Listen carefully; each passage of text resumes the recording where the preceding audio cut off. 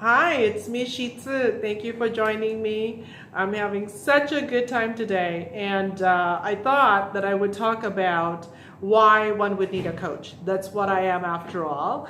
And so I came up with a whole bunch of reasons, and let me see if any of them resonate for you, okay? So I have 6 items for why I think a person would need a coach.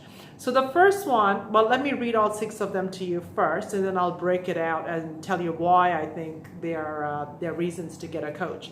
So the 6 items are performance assessment, breakdowns, broken promises, request for coaching, need for new skills, and then business needs. Now you might think some of them overlap, so let me explain them. So the first one, performance assessment. Now, when you have a person who's looking to improve their skills, maybe they don't know what's next for them, maybe what they're considering, they're trying to define their career pathway, if you will. Sometimes it's a move up, sometimes it's a lateral move, when they really want to take a little bit of a navel gazing mode, if you will. A coach is a perfect person to talk to because the coach can help them figure out what's next for them, like authentically and truly. So that's the performance assessment. Now, on the performance continuum, we also have breakdown. And I've actually had a client whose organization called me in because her colleagues were angry with her. She was angry and underperforming, and they were at the edge of actually letting her go. But she was a highly valued team member. She was a highly skilled person in her role. And so they brought me in to work with her to see if what was going on.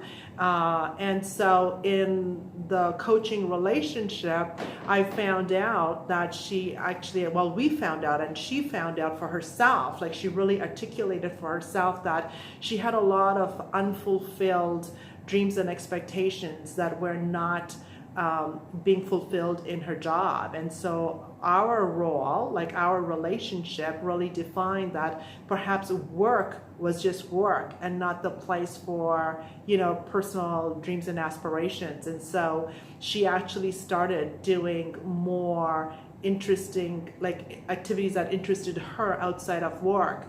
And the last time I checked, she was still at work, satisfied, getting good reviews. So brought her back from the breakdown precipice into, enjoying her work as work, not as a source of everything. Now, the other one is broken promises. This is not breakdown or performance assessment.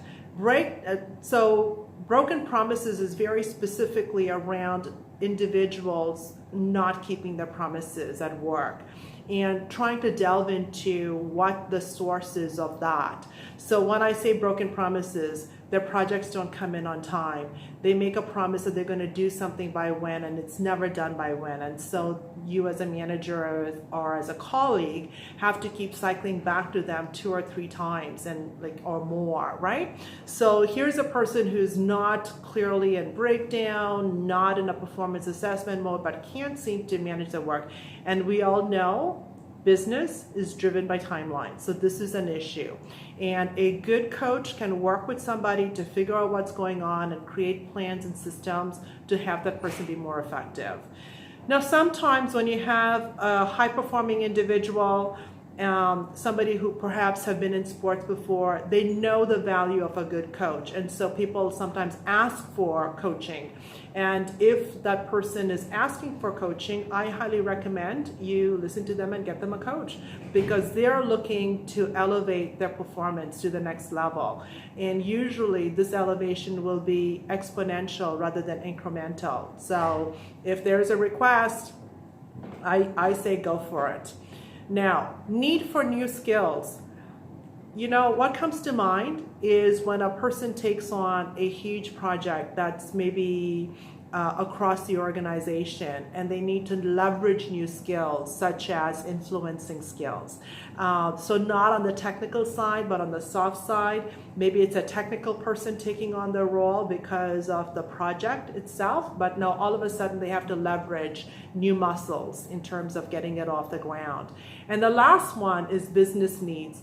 So business needs occurs when you have a person stepping into a senior role, and all of a sudden now they're highly operational, know exactly what needs to get done on a day-to-day basis, and they're put into a senior role, say a vice president, a country manager, you know, or they're looking across the whole organization, and now they have to think strategically. So how to shift from operational to strategic, because you do have to look differently. You have to consider the projects that are coming in, the conversations that you're having with your colleagues differently.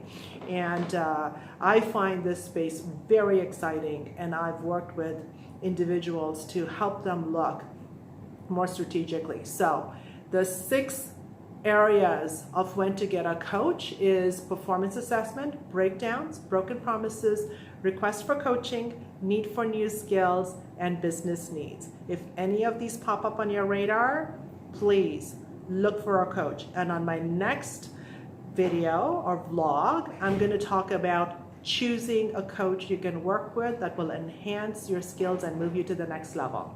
Thank you.